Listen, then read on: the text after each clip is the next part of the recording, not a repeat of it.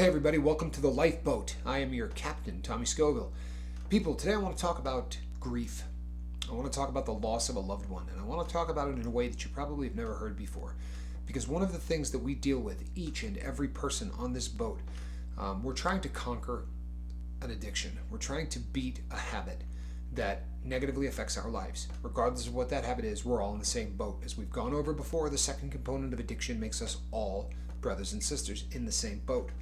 So one of the things that you probably have never really thought about, at least it's something that most people don't think about, is that, for lack of a better way to put it, your best friend for a very long period of time for most of us has been a substance or a habit. For real. How do you define a best friend? You know, it's the person that you spend the most time with, the person that you think about the most, the person that you'll do anything for, right? Well, for me, that was heroin. For a very, very long time, my best friend on this planet was heroin. It was the focus of every day. It was so important to me that there are many times that it slid past best friend to God. You know, where literally it was the absolute focus of everything in my being. There was nothing in my life that was not focused on that. I was putting it before even my faith. But when the time comes that we get rid of this habit, one of the things that people don't realize that is going to happen is once you get the rush, and it literally is a rush, once you get the high of beating the addiction, once you get to the point where it's in the rear view mirror, what happens is you go through almost like a postpartum, and most people who have experienced sobriety for any length of time have gone through this. There's a letdown. We get sober and we expect that everything in life is going to be perfect. I mean, after all, what's been holding us back, right? What's been holding me back for all of these years was opiates. So once I got that out of the way, boy, everything is going to be perfect. And you expect that to happen pretty much overnight. You also expect the people that you know to instantly change how they treat you, right? I mean, I'm not a junkie anymore.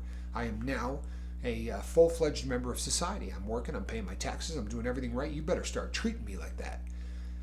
That's not realistic. And when all of this is happening and we're dealing with all of these emotions, we're doing it without our best friend. And whether you realize it or not, people, that first initial crash that we all seem to go through when we first get sober, it's like the first wall that you have to climb over. If you understand that a lot of that is that you miss your best friend, you miss the thing that was most important to you in life, and you miss it just like you would a loved one. I did an assignment when I was getting sober. People, I don't tell you what to do. I tell you things that have worked for me. I can lead a horse to water. I refuse to force their head down into that water to make them drink. But one of the things that did amazing amounts for me was I wrote a goodbye letter to my drug of choice.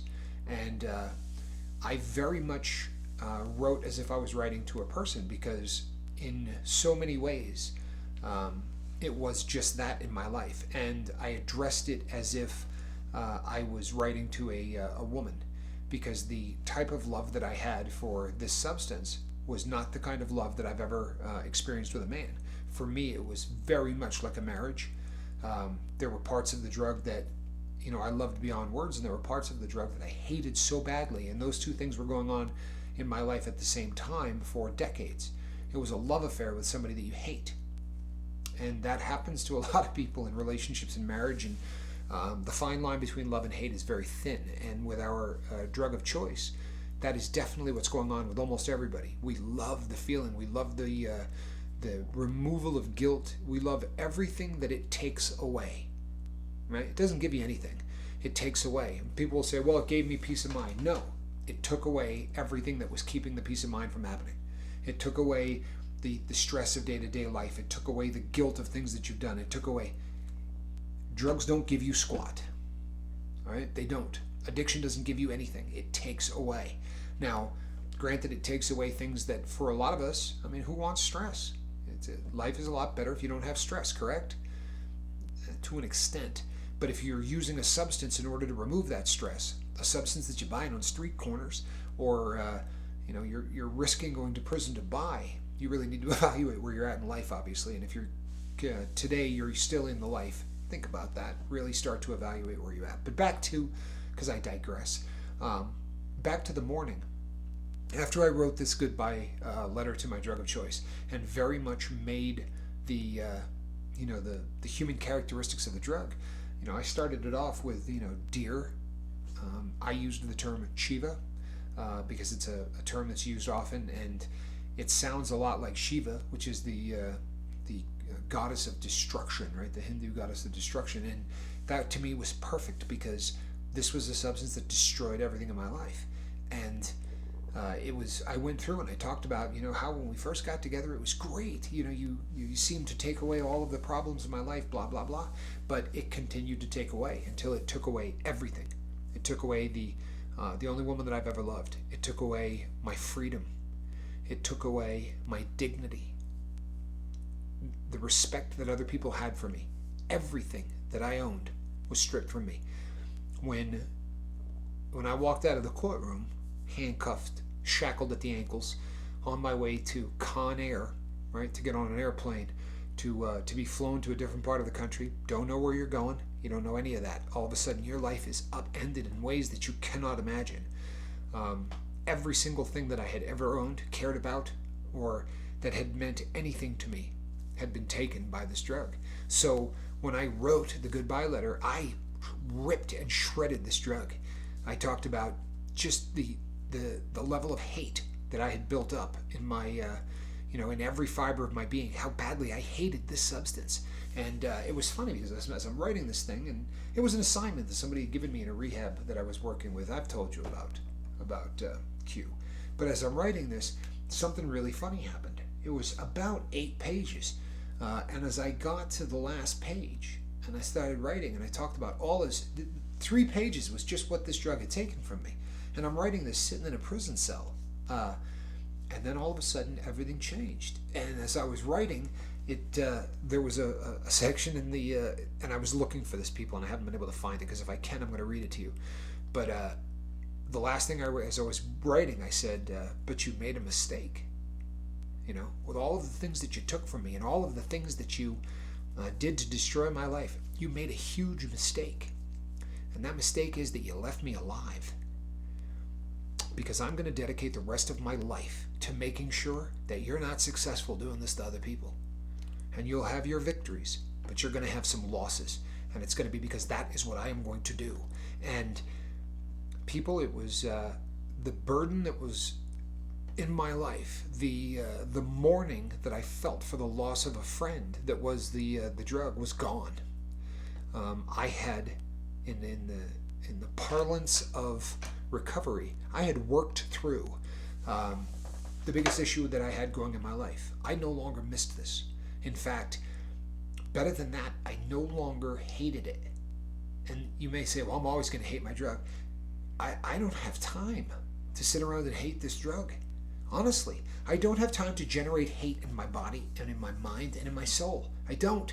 So I don't like it. I don't have any respect for it. But I'm not going to sit and hate it. There are people all over the place who don't realize the distance between love and hate is that thin. You're going to spend, think about this in really logical terms. If you love somebody, what happens? You spend amazing amounts of time thinking about them. You think about the conversations that you had with them. You go back over them in your head. You think about what the future might be with them. And you think about how they've touched your life. And you think about, how you're touching their life. And you go through all of these things. Now, flip the script and say, okay, now what happens when you hate somebody? What happens? Correct. You sit, you think about them. And you think about the things that you've said to them. And you think about the things that they've said to you. And you think about what you should have said. And you think about how this person has negatively affected your life, and you think about the things that you could do to maybe negatively affect their life, and you think of how much better you are before you met this person. What's up? No matter what's going on, you're spending a very large chunk of time, right, between each of those two things. Whether it's love or it's hate, people, you're spending an awful lot of time on it. So burying that hatred for your love of, for your drug of choice, burying that, just get rid of it. There's nothing more insulting than apathy. Just, I don't care. It's not in my life anymore. And people say, yeah, but you're out there fighting this drug. I'm out here fighting addiction.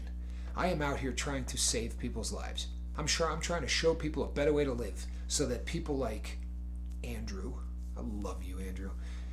Every single time I'm having a bad day, Andrew who sends me an email or there's a comment I read, and you know who's like that too? There's a bunch of you that's like that, but it seems that my brother Alan Ballantyne, his emails and his comments come always if I'm having a moment of doubt or if I'm having a moment of despair or so I'm not content. Here comes Alan, right? Or so many others of you, but Alan is really on my mind lately. He's just sent some of the most beautiful emails. People, I'm fighting for you. I'm fighting for people. I'm not fighting for the drug. I'm not fighting for any of that crap. No time to hate. But by writing this goodbye letter, all of this became crystal clear in my head. I was able to take something that was such a huge part of my life that literally was my best friend and not only bury it, but stop mourning it. Right? I don't have the the feeling of I wish. I've heard people in recovery say, "Hey, I still love the stuff." You know what I mean? I just love it too much. That's why I can't do it. I don't love the stuff. I don't hate it. I don't. I just don't want it in my life. The act of grieving over your drug of choice is something that everyone is going to have to do. And it's something that you're going to have to bury. And you're going to have to find a way to do it. I recommend people wholeheartedly what Q did for me. Write a goodbye letter to your drug of choice. Or your habit of choice. It doesn't matter if it's a drug. It's because second component, feel-good chemicals, right? We all know this. It doesn't matter whether it's a drug or a habit. But write a goodbye letter to gambling. Write a goodbye letter to pornography. Write a goodbye letter to eating for comfort. Any of those things. People, we're trying to reprogram the brain. You know the number of people that send me emails that say, "Man, I can't seem to get it to click. You really seem like things are going well for you." And if I say to them, "Okay, have you made a list of who you want the new you to be?" Well, no, not yet. Well, people, if you're not working a program of some kind, you might get sober. But it's going to be white knuckle sober. And if that's really how you want to live, it's completely up to you. I can lead a horse to water. But my recommendation, people, would be to take some of these things and do them. It's going to take you anywhere between 4 minutes to 2 hours to write a goodbye letter to your drug of choice. 2 hours is a lot of time, right? It's tough to fit into a schedule. How much time did you spend trying to get your dope? How much time did you spend in front of a slot machine? How much time did you spend eating? Can you spare 2 hours to try to move yourself forward in life? I don't know. I would suggest you do. On that, people, I'm going to call it a day in my orange shirt. Down here, things are going to pop up. One of them is going to allow you to become a crew member on this boat, and the benefits, people, are through the roof. I cannot begin to tell you. We have not yet put in a 401k. We're talking to Linda about that, but you do get support, love, unconditionally, and there's no judgment here. And when this boat is not at sea, there's a couple of safe harbor ports that we all tend to go hang out at and spend time and get to know one another, which is awesome. So don't feel nervous. Jump on board for the big win, okay? The other side is going to be videos. Watch them, people. Watch them, because these are the tools that you need to put in that toolbox if you intend to stay sober and happy. Live the best life you possibly can. I am Captain Tommy Scoville, and you were just on the lifeboat. We're all in it together, people. Do me a favor. Go out there and save somebody.